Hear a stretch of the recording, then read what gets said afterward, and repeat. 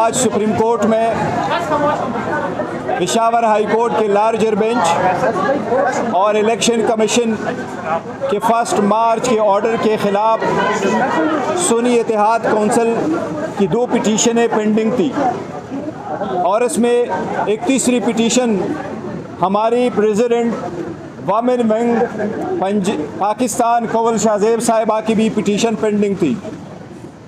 ये election commission का वो ऑर्डर था जिसमें इलेक्शन कमीशन ने वमेन और नॉन मुस्लिम की रिज़र्व सीटें सुन्नी इत्तेहाद कौंसिल को रिफ्यूज़ कर दी थी और हमारी वो रिज़र्व सीटें जो 11 नॉन मुस्लिम की थी और 67 वमेन की सीट थी, ये टोटल 78 सीट्स दूसरी पार्टी को अलोकेट कर दी थी।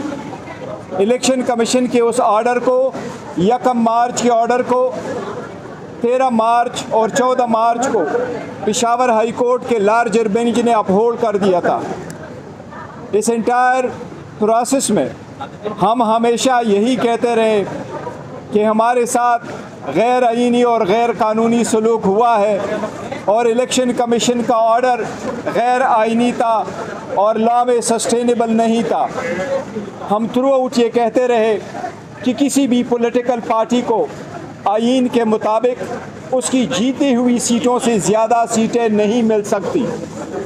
हम यही कहते रहे कि ये 80 सीटें जो सुन्नी इत्तेहाद कौंसिल की थी, जो पीटीआई बे कैंडिडेट्स ने सुन्नी इत्तेहाद कौंसिल को ज्वाइन करके जिस पे सुन्नी इत्तेहाद कौंसिल का हक था, ये उनकी थी।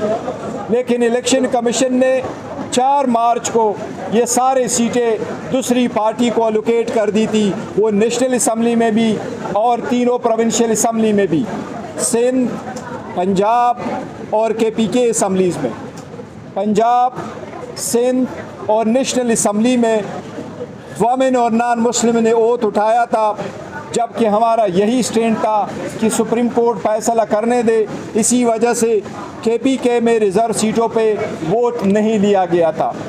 आज अल्हम्दुलिल्लाह सुप्रीम कोर्ट ने लीव ग्रांट कर दी है। इलेक्शन कमीशन का ऑर्डर 1 मार्च 2024 का और पेशावर हाई कोर्ट के लार्जर बेंच का ऑर्डर 14 मार्च 2024 का सुप्रीम कोर्ट ने सस्पेंड कर दी है।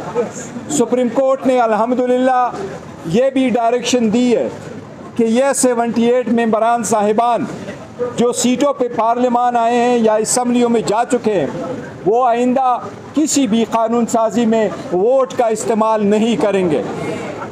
अल्हम्दुलिल्लाह ये हमारी मौक़िफ़ की तायीद है। हमने पहले दिन जिस वक्त नेशनल असम्बली का इजलास हुआ तो वोट उठाने से पहले हमने ये पॉइंट आउट कर लिया था कि सबसे पहले ये पार्लियामान उन लोगों से कंप्लीट हो जिनका ये हक बनता है।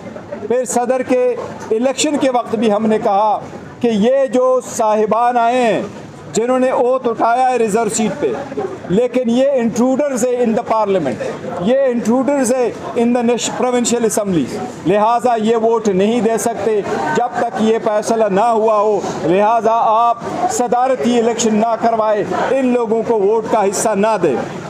आज सुप्रीम कोर्ट ने फाइनली अल्हम्दुलिल्लाह ये फैसला कर लिया कि जो ये 78 सीटों पे आए हुए मेंबरान हैं, चाहे वो प्रोविंशियल असम्बली में चाहे वो नेशनल असम्बली में, वो किसी वोट देने का किसी तरह हकदार नहीं है। अल्हम्दुलिल्लाह इसके साथ जो आप सुनते चले आ रहे थे कि हुकूमत आईन में तरमीम करने जा रही थी, वो अपनी 2/3 मेजॉरिटी इन सीटों के बिना पे दिखा रही थी। अल्हम्दुलिल्लाह उसका सदबाब हो गया। अब इंशाअल्लाह ताला हुकूमत नाकाम होगी और वो 2/3 मेजॉरिटी से महरूम है। इस केस की फर्दर हेयरिंग इंशाअल्लाह 3 जून को होगी।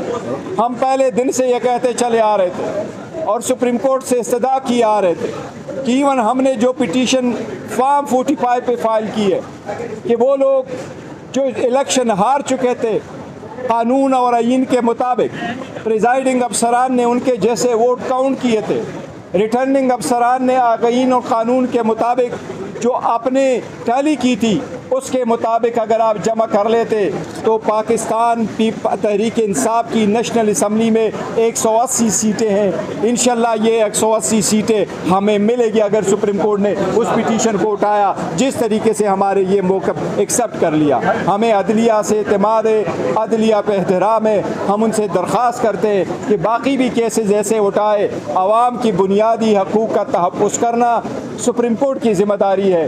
इसी तरीके से जो खान साहब के केसेस पेंडिंग है, जो हम सुप्रीम कोर्ट से मुसलसल इस्तदा किए आ रहे हैं कि इनको भी आप उठा ले और कानून और इनके मुताबिक इस पे फैसले करें। हमें उम्मीद है इंशाअल्लाह ताला सुप्रीम कोर्ट अब इस पे इंशाअल्लाह ताला जल्द से जल्द फैसला करे।